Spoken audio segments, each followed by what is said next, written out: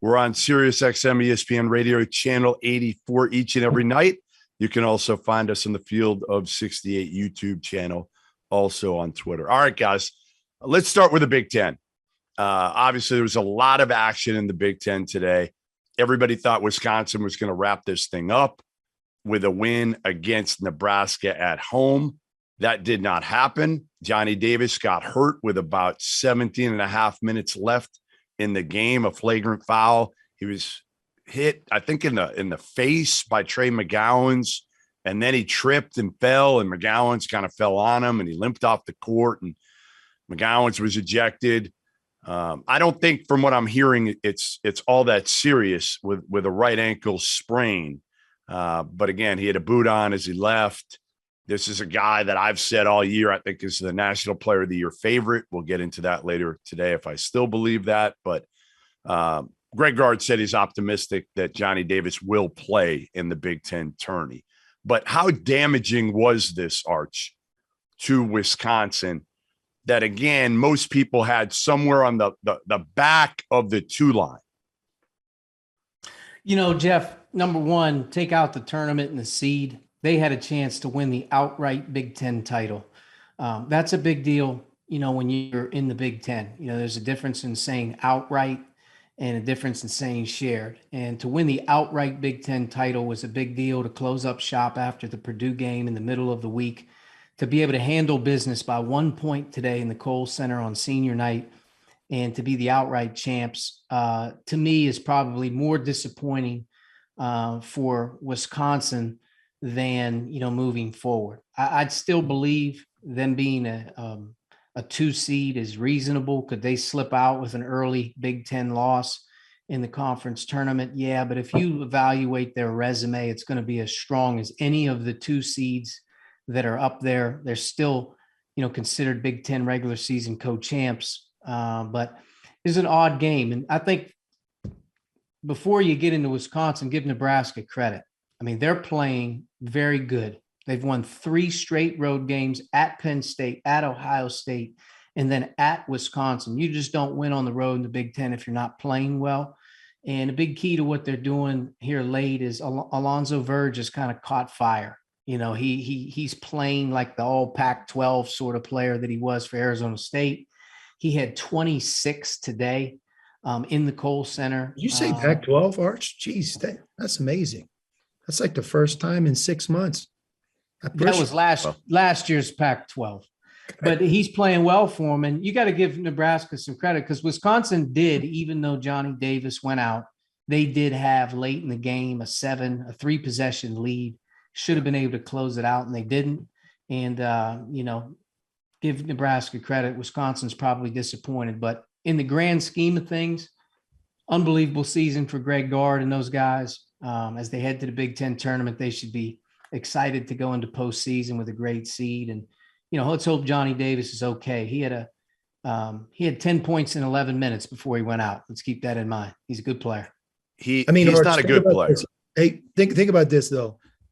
I mean, you just have to take inventory about Nebraska.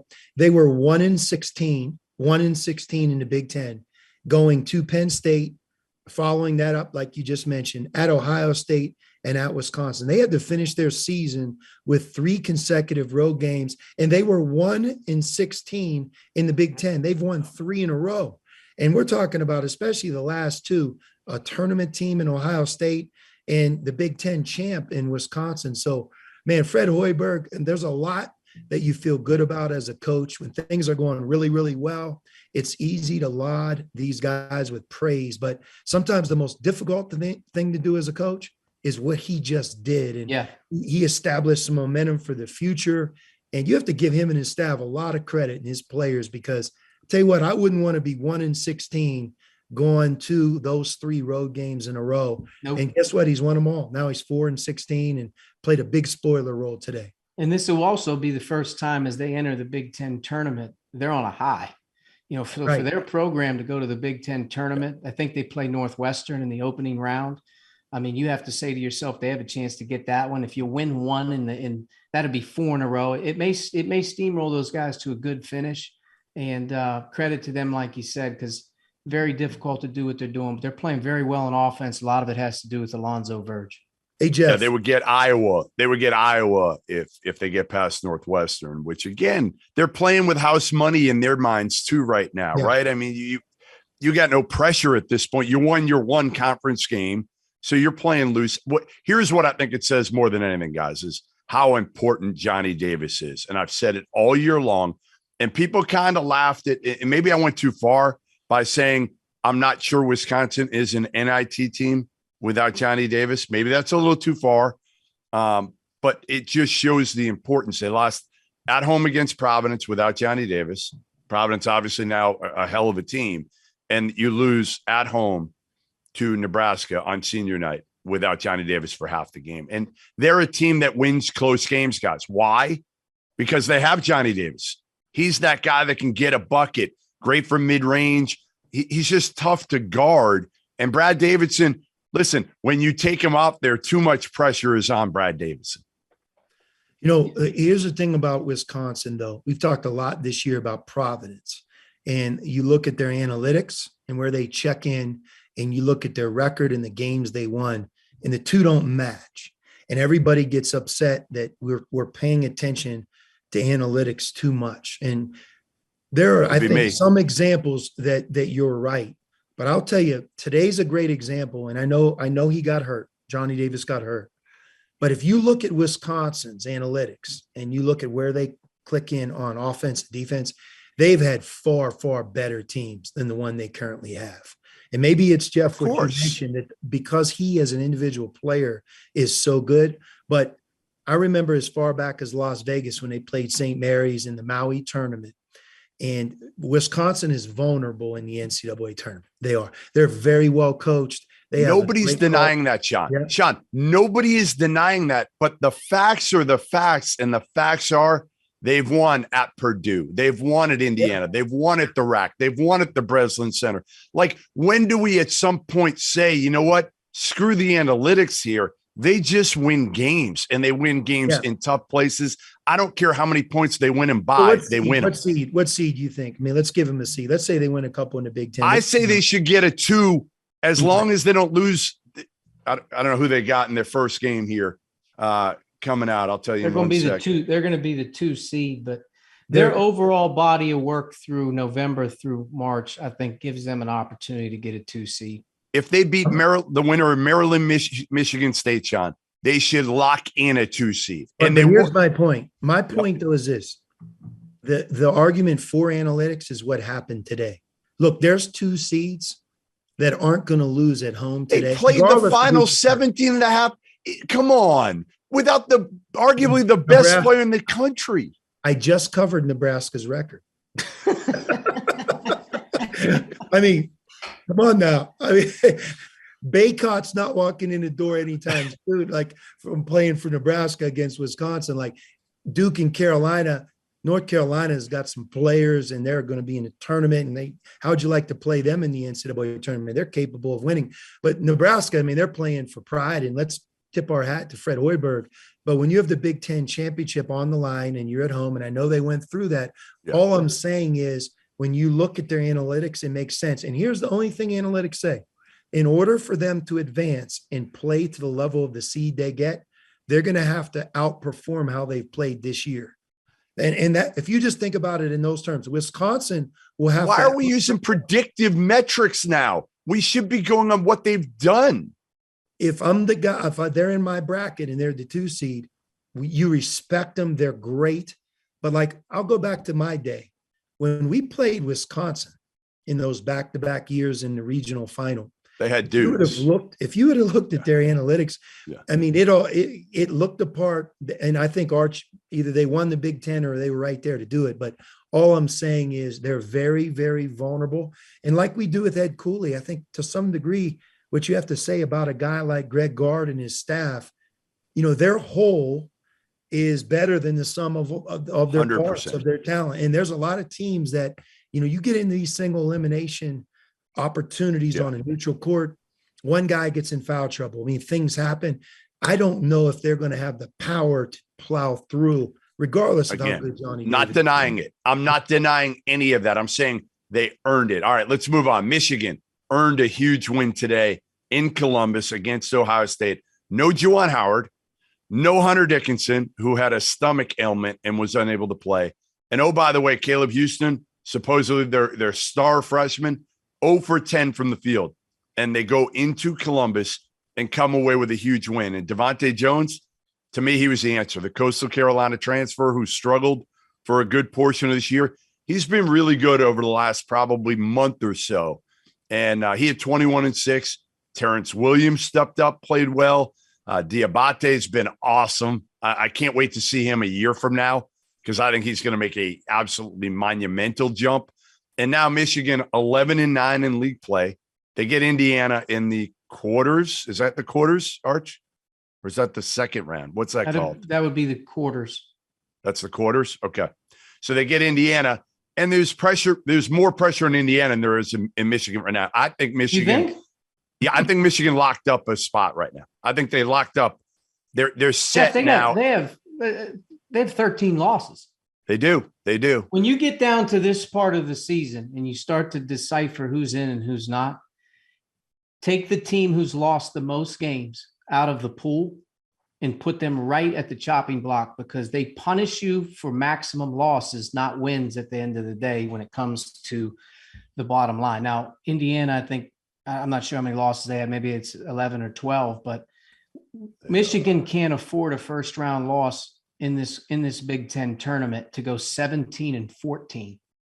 So do you think it's a knockout game? Yeah. You do? I don't think that if Michigan loses to Indiana in the first round of the Big Ten tournament at 17-14, they should feel that they're in. They only have 5 quad one wins. Their non-conference has not one signature non-conference win. They played a hard schedule, but doesn't have a non-conference signature win. At 17-14, they would either be the last team in the tournament or they're getting left out at 14 losses. Yeah. I think Indiana, I'm not sure, where they all stack, but I would say the winner of that game is staying alive. The loser of that game is not getting in the tournament. Hey, January, February, Martelli. He's a great coach. Hey, last I checked, he doesn't have Jameer Nelson and Delonte West. That is for sure. And if you've ever coached against those two guys, that is, especially Jameer. But he is a good coach. Juwan Howard is so lucky to have him on staff. And, it's, the head coach gets a lot of credit, and rightfully so. There's a lot of pressure on him.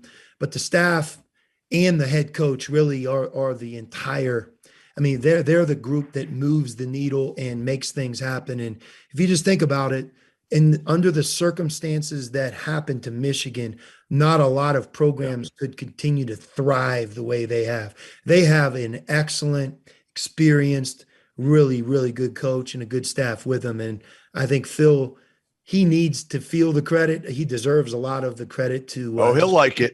He'll like to get the credit. We know that.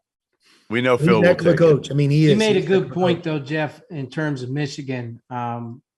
When they're successful, Devontae Jones has played very, very well. Yeah. He was good today. And Ohio State, a lot like Duke last night, in that second half of the game, they could not defend any combination of ball screen that was set. And his ability to play off it, make the reads and make some good plays was really good. But I feel bad for Ohio State. They play without Kyle Young this whole week. He doesn't play again today. He's a fifth-year senior who came back. Zed Key plays 7 minutes with an ankle today, and they basically, have to run with, 6-7 guys. But Hunter Dickinson they're struggling. didn't play. What's that? Did Hunter Dickinson play? No, he didn't play. Come on. He didn't play today. But Ohio State has been, I would say, of all of the Big Ten schools, Illinois and Ohio State all year has had to deal with this.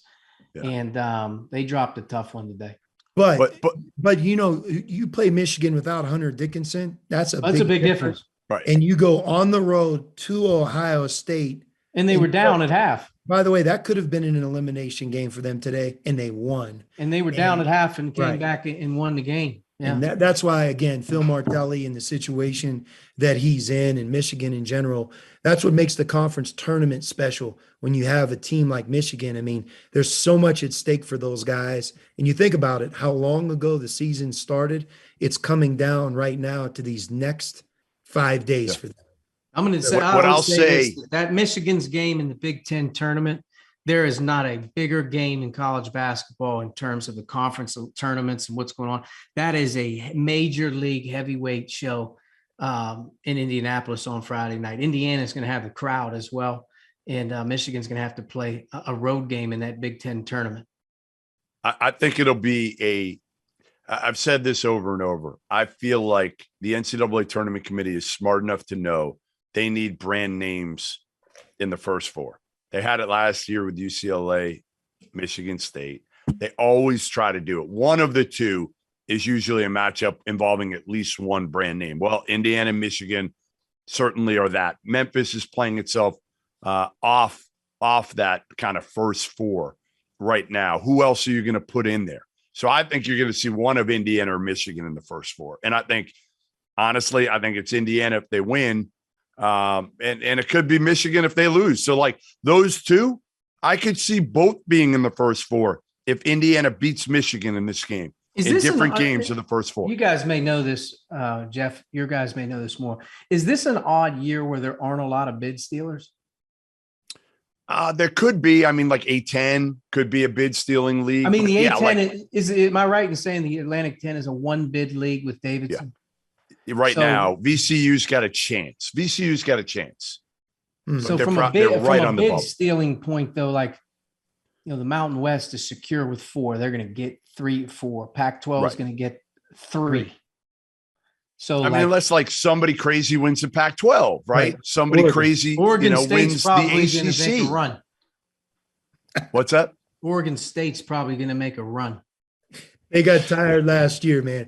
They got really tired at the end. They ran out of gas after last year. They needed a year off. I think they'll recalibrate and be fine a year from now. But there's no more gas in that tank right now. Yep. Well, no. Wayne Tinkle got paid and may have got a little, may have eaten a little bit too much over the offseason or something. I don't know, but he deserved to get paid. Good for Wayne Tinkle. All right, Illinois gets the win over Iowa tonight. What a game! And again, it looked like it was going to be kind of an irrelevant game for the most part. And instead, Illinois kind of got down early. Iowa was, I think they had one stretch where they hit 12 straight shots from the field. They're an absolute joke right now in terms of how they're playing on offense. If you watched them against Michigan the other night and then on the road at Illinois, both road games, they played as well in these stretches as any team I've seen offensively. And Fran McCaffrey doesn't get enough credit for how he evaluates, recruits, develops, and his style of play. They're a unique team to play in the Big Ten. They're not like everybody else. And Keegan Murray's obviously an All-American. And but Illinois, give him credit. I thought they really fought and scrapped. Iowa they went 10 for 22 from the foul line. For like a team like them to go 10 for 22 from the foul line, that doesn't make any sense. And Chris Murray goes 1 for 7 from the foul line. Killed him. And it's an outlier game from the foul line. Iowa, in my opinion, handled the game, should have won it. But it's tough to win in Champaign. And Brad's done an unbelievable job with this team. And for them to get the 1 seed in the Big Ten tournament with what they've dealt with injury-wise, I think they even had a guy out today. I think Granderson was out today. But kudos to those guys. And Kofi, he delivered, man. He's as good as it gets in college basketball in terms of being able to do what he does. And it was a great game. I think Iowa is a very dangerous team to play against moving forward. Yeah, we watched, Jeff, Archie and I, actually the Iowa and Michigan game together. Yeah. And man, I tell you what, Iowa, they are the team you don't want to play in the NCAA tournament. Like, again, they're number 4. Why, Sean? Yeah, number 4 in America on offense. And the seed won't reflect that because they're much better on offense than they are on defense. But I'll tell you, on a single game, 40 minutes, depending on who you are, like, for example, Duke, with the youth of Duke, if you're a young group and you have to guard Iowa, the way they move and the way they cut, the way they can score. And by the way, Keegan Murray, he's as good as there is in college basketball offensively. I mean, you look at how they utilize him, very, very difficult matchup. And again, I think for Illinois to be able to beat them, it's kind of what I said. You watched Wisconsin, and I know they had the injury. They had to beat Nebraska to win it outright at home. And then you watch in Iowa and Illinois, what a great game. And I think that says a lot about Illinois. And Alfonso Plummer, has there Great been pickup. a bigger addition to a team than what he's meant towards Illinois? No. His shooting alone, I think, has added an ingredient that's made them who they are. Yeah, Trent Frazier didn't play well today, but he's the heartbeat of Illinois' team. He saved their season when they built around Andre Curbelo at the beginning of the season, the preseason. Right. And to me, Trent Frazier was going to take more of an off-the-ball reserved role, and he became their ultimate go-to guy, put the ball in his hands a lot like he had earlier in his career. And he showed just unbelievable heart this season. He is by far and away the MVP for Illinois' team. And, give those guys credit, though, at Illinois. I think they really defend. I think they have a unique player that you just don't see when you go up against him. And Sean's comment on Plummer, with losing to Io last year at 20-some points a game and the closing ability that he had, for them to add a guy that probably made, I don't have it in front of me, but I'll bet Plummer made close to 100 threes this year. I mean, he is such an unbelievable pickup in the portal, and a great compliment to what they've done. And without him, I'm not sure that they're as good as they would have been, but they've had improvement across the board from a lot of their role guys. Granderson, I think the other guy that was really good is Hawkins. I mean, he's gotten a lot better. He played 37 minutes today and had 9 points and 11 rebounds. But Illinois, they won the Big Ten tournament last year, if I'm not mistaken. And I think they're the favorite going to the Big Ten tournament this year. I think they have a great chance to advance again.